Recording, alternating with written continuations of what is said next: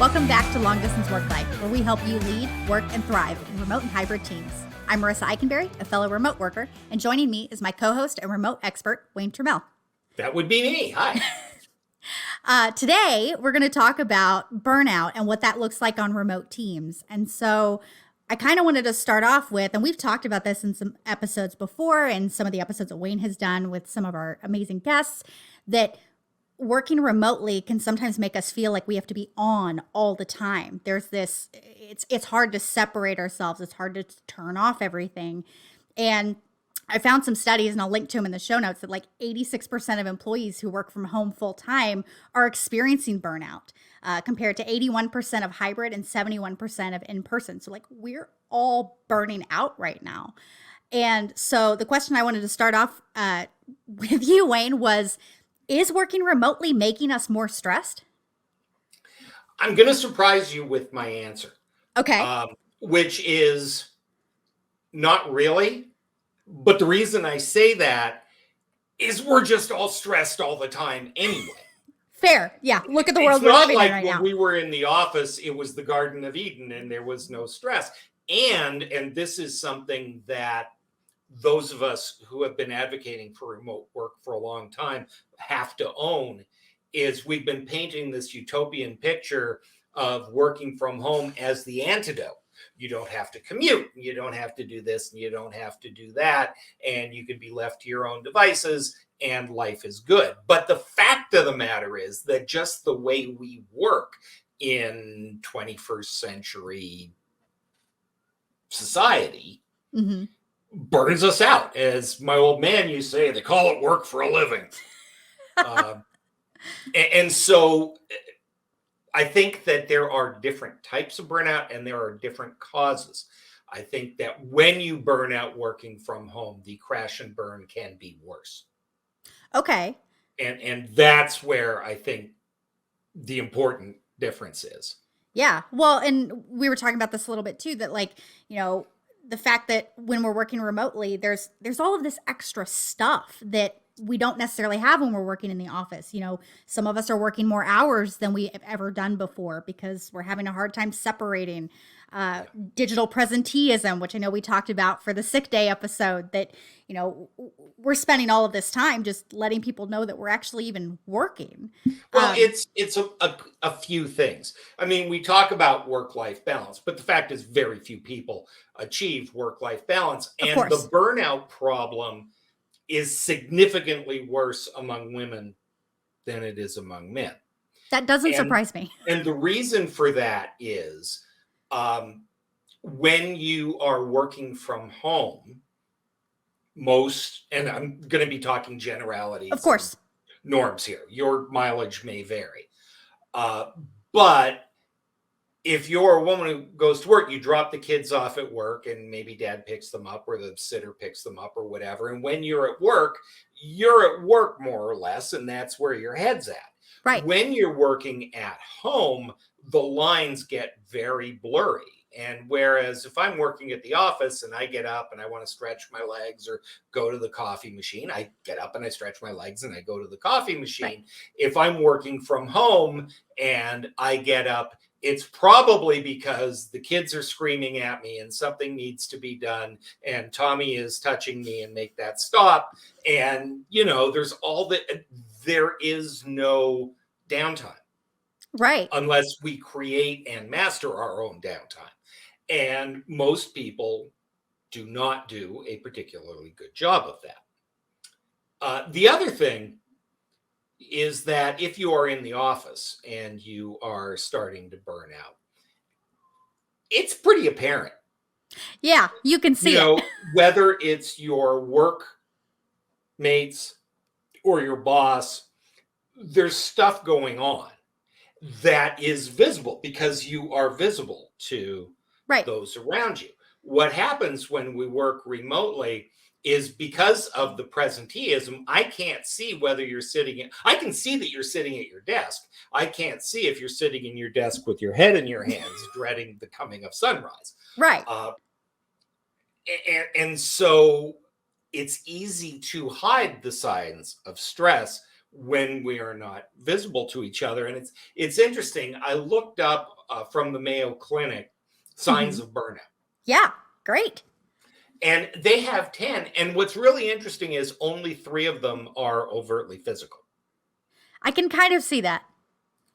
So, just as you go down the list, have you become cynical or critical at work? Okay. Right? Is your overall attitude more negative than positive? Right.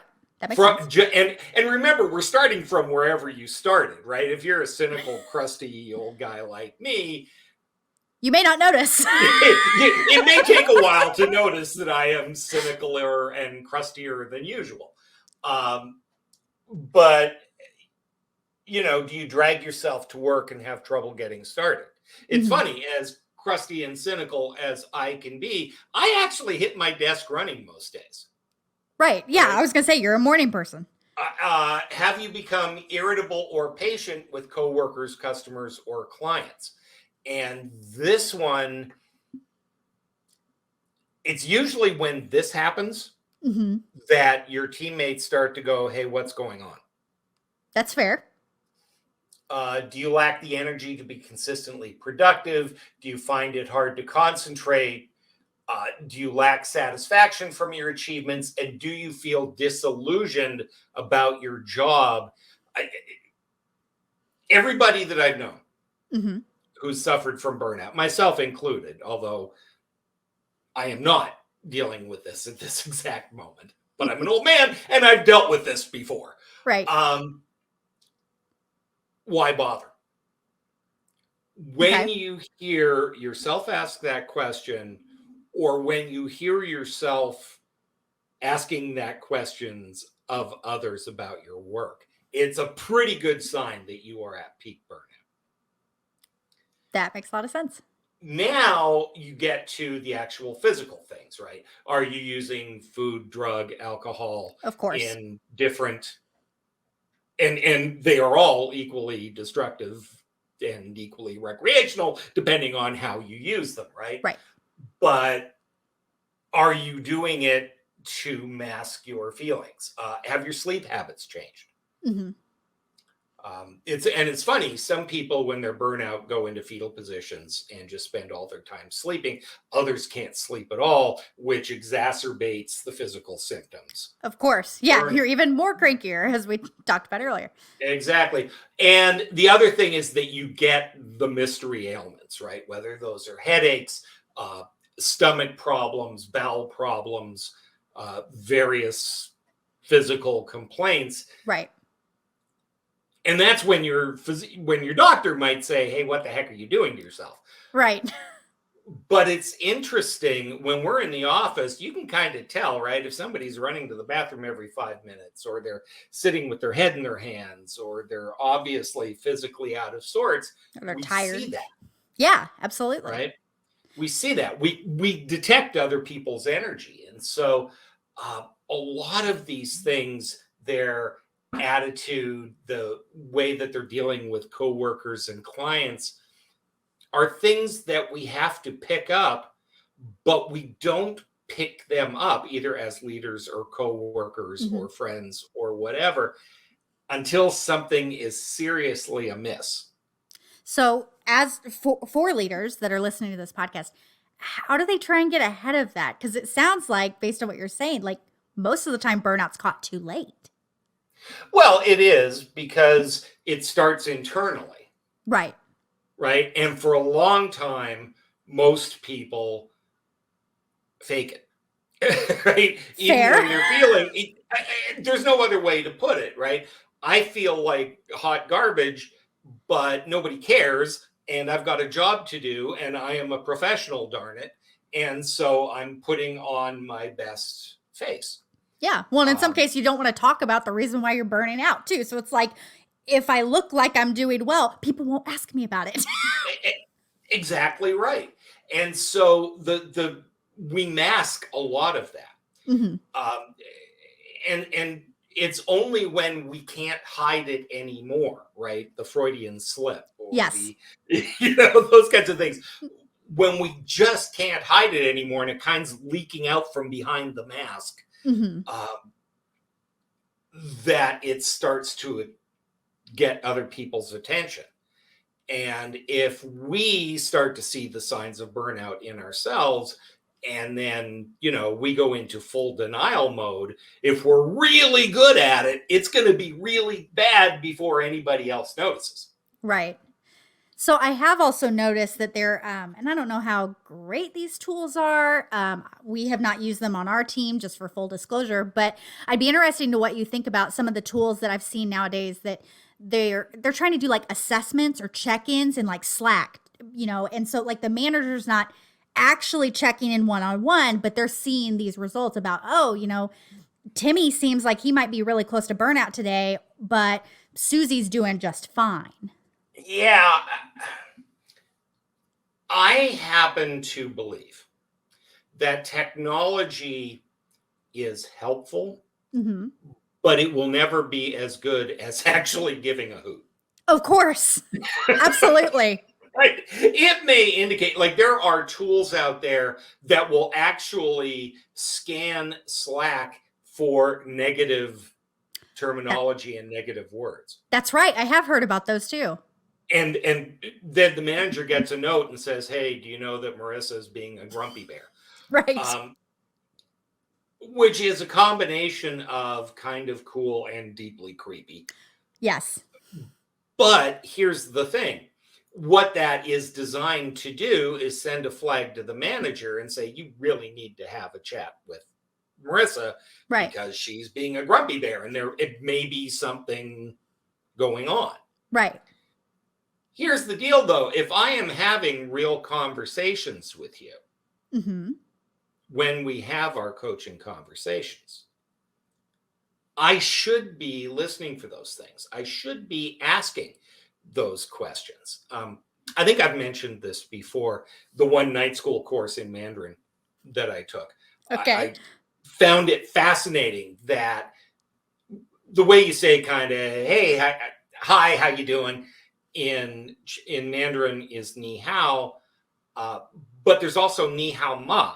Ma is a question mark in Chinese. If you hear ma at the end of the thing, it's a sentence. It's a question. Okay. But it's the difference between, hey, how you doing? And how are you doing? Gotcha. Yeah, I know that there's a lot of languages where it's like that very small thing changes everything. One is a simple greeting, kind of surfacey, how you doing? Good morning, whatever. Yeah. The other is a legitimate request for information. Right. A little bit more serious. And as leaders, as teammates, those types of things, we need to ask, we need to ask ni hao ma. We need to, and those of you who speak Mandarin and Cantonese are probably already typing horribly critical comments, but you get the idea. Right. The thing is, so first is to notice signs of burnout. Obviously in yourself, number one. Of course. Right. Number two is, if you are a leader, if you are a teammate, if you are a caring, rational human being, you should kind of have your radar up. Okay. Particularly when something tells you something has changed. And this is why, if you look at the signs of burnout, it's usually when it affects the customers. Yeah, which makes sense. People's radar screen, right? If Wayne was rude to so-and-so, and he's not normally like that. Right. Right? And it didn't call for it to begin with. And the client says, hey, what the heck's going on with Marissa? Do you know what she said to me? Right. Right. And then I have to come and have the conversation. Marissa, what's the deal? What happened? Right. So we usually don't see it in ourselves, and we especially don't see it in other people until there is some external evidence that something is amiss. Gotcha. Now, the next thing, of course, is what the heck do you do about it? Right. I was about to ask you that too. And I mean, that's the logical next question, right? Right. I think it's very easy to get simplistic, right? Right. Take a nap. Uh, Yeah, I was going to say, and this can be a really complex issue. it's an incredibly complex issue, and especially if you are working from home and you are managing the family or sick parents or whatever Hmm. is going on. It's not like your work life is this well defined, contained little thing that you can treat separate from the rest of your life. Right. You're constantly switching in your head between, wife and employee or daughter and employee or whatever. Exactly right. And so, what you need to do, I think, is a couple of things. Number one is, are you in fact burned out? And how is that manifesting itself? Hmm. Right? Be very upfront and very honest. Often, therapists and people will tell you to use paper and pencil. You know, what what are the behaviors that tell you you're burned out, and what do you think is causing it? Right. On the simplest level, don't do the stuff that causes burnout. Right. Oh, okay, problem solved. Yeah. I wish. Um, well, and the thing is, it's difficult to do that because once you reach the point of burnout, the internal motivation to change your behavior has already taken a beating. Right. Yeah, you're not motivated to do anything at that You're not point. motivated to do it. Changing the behavior or changing the circumstances is more work than just being in a fetal position, letting the world beat you up. Right. Yeah, we're going to do the thing that's easiest to do. Yeah. So you need to identify what are the stressors, what are the things that are burning you out. What is your physical response to that, and your mental response to that?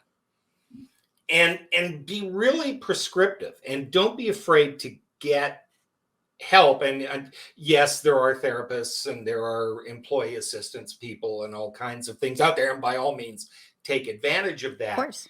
But even with your loved ones and your dearest friends, here's what I'm dealing with. I don't know how to change the behavior or change my circumstances so that this isn't happening. Right. Certain things are obvious, more physical exercise, managing the time and your connection. And when you are away from the computer, your phone, your devices, you need to be away from your computer, your phone, and your devices. Right. I was going to say, turning off Slack notifications when you aren't working, it's huge. Actually, turning off your phone periodically, That too. creating quiet places and chances to rejuvenate. Hmm. And that means it could be physical exercise. It could be doing an activity that you enjoy, whatever your hobby is, whatever weird thing gets you out of bed in the morning. Kevin collects tractors. Once a Right. year, he goes and he's sitting in a room with a bunch of guys with paddles buying tractors. I don't get the attraction, but it works for him and it makes him happy and it stops him from burning out. So God love him. Yeah. And you and I would rather do some sort of book event or go read books or something. Watch a Whatever movie. it is, right? And even at that, I find myself having to step aside. I was writing the book with Kevin, which is going to be out in the beginning of 2023, The Long Distance Team. And at the same time, I was finishing a novel. Well, creative writing, the fiction stuff is normally my release, but I was doing 2 books, editing 2 books at the same time, which was making me crazy. I had to step away from the novel for a while. Right? Because doing what was fun and doing my hobby was actually making me burn out. Yeah, it wasn't fun anymore.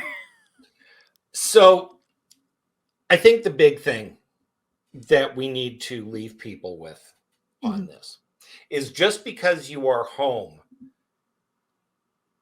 matter of fact, especially if you are home, you need to look at all of the things that are pulling on your time. Yes. What's in your control? What do you absolutely have to do? What are the things that you have to do by yourself? Hmm. You really need to break down and analyze where the stressors are so that you can address them. Right. Because if you're looking at my work-life balance is terrible, that's a huge thing that Yeah. comprises every minute of the day that you're not sleeping is part of that. You Right. can't get your mitts around that. Right. You can get your mitts around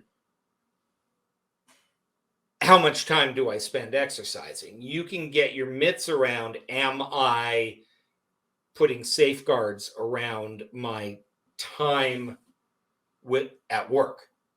Right. Yeah. Do I have a set stop time that I do Yeah, I every mean, day or there's something? a future conversation that we have to have about this whole quiet quitting Yes. uh, notion that people are doing, but really that's nothing more than, hey, you're paying me for this and that's what you're going to get because it's literally killing me. Yeah. It's not really a new concept. We've just finally put a name to it.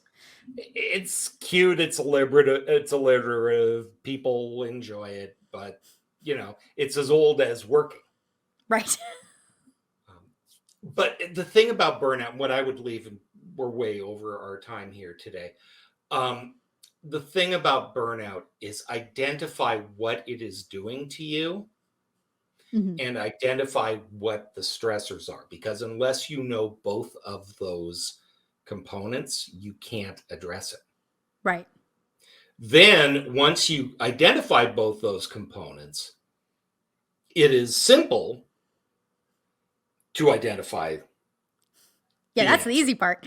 It is not easy. Well, I It didn't is say simple. it's easy. Yeah. I said it's the easy part comparatively. Identifying those things is simple. Actually, changing the behavior is incredibly hard, and you Mhm. probably can't do it alone. Right. And that's my message for folks on this. Gotcha. Well, thank you so much for answering this question today. I hope people got a lot out of it. For those of you listening, thank you so much for listening to Long Distance Work Life. For show notes, transcripts, and other resources, make sure to visit longdistanceworklife.com. If you haven't yet, subscribe to the podcast so you won't miss any future episodes. And while you're there, be sure to like and review. That helps our show reach more teammates and leaders just like you. And we do want to thank the 2 people that have already reviewed our show in the past month. Feel free to contact us via email or LinkedIn with the links in our show notes. Let us know you listened to this episode or even suggest a topic for Wayne and I to tackle in a future episode. And lastly, if you'd like to gain greater confidence for your virtual team, sign up for our Demystifying Remote Leadership video series at longdistanceworklife.com/video. Thanks for joining us. And as Wayne likes to say, don't let the weasels get you down.